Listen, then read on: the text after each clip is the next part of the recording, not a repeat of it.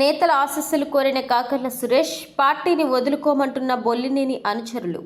నియోజకవర్గ తెలుగుదేశం పార్టీ అభ్యర్థిగా ఖరారైన కాకర్ల సురేష్ సోమవారం నాడు నియోజకవర్గానికి చెందిన పార్టీ ముఖ్య నేతలను కలిసి ఆశీస్సులు కోరారు.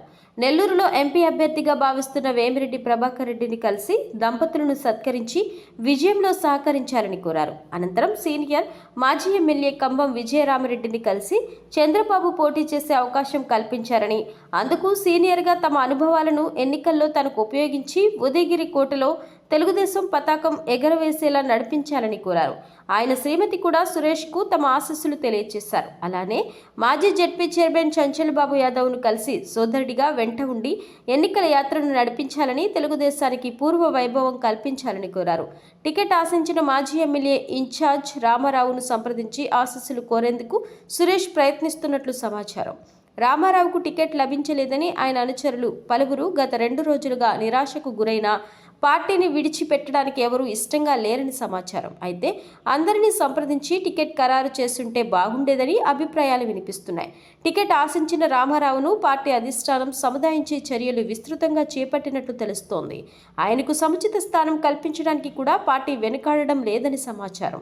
మరికొన్ని గంటల్లోనే బొలినేని కూడా తన సుముఖతను వ్యక్తం చేస్తారని, ఇందులో ఎలాంటి అనుమానం ఉండకూడదని కూడా పార్టీ సీనియర్ నేత దంతులూరి వెంకటేశ్వర్లు వ్యాఖ్యానించారు.